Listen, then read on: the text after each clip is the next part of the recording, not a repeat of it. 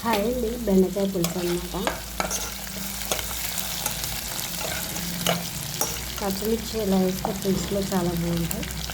నేనైతే పచ్చనగపప్పు అవి ఏమీ వేయలేదండి, ఎందుకంటే నాకు నచ్చదు. మీకు నచ్చితే మీరు వేసుకోవచ్చు. చూసారా, వేగిపోయినాయి కదా. ఇప్పుడు మనం బెండకాయ ముక్కలు ఇలా పొడుగ్గా కట్ చేసుకోవాలి. పొడుగు అంటే కొంచెం ఫ్రై కాకుండా ఇట్లా కొంచెం పెద్దగా.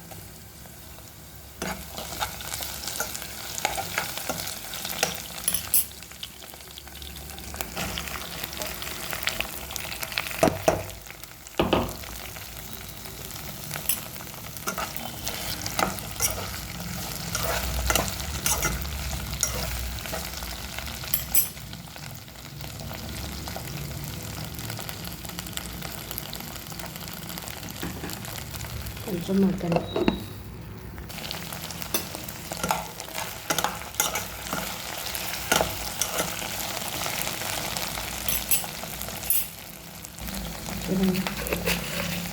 కొంచెం మగ్గిందా వేసుకో. గల్లుప్పే వాడితే మంచిదంట కదా, అందుకే నేను గల్లుప్పే వాడతాను. కొంచెం పసుపు,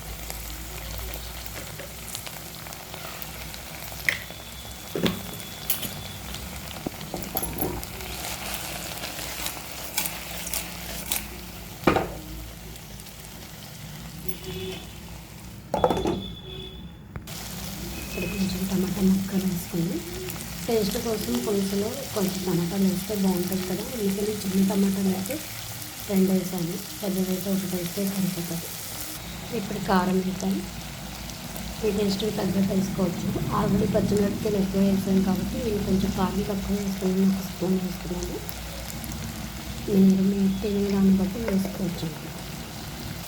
చూసారా, పులుసు తీసి పెట్టుకున్నాను, ఇది పోసేసుకోవడం.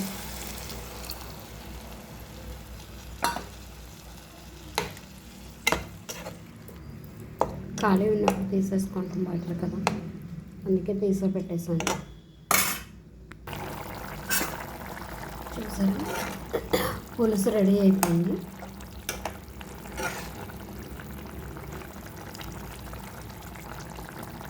పులుసు కూడా మంచిగా ఉడికిపోయింది.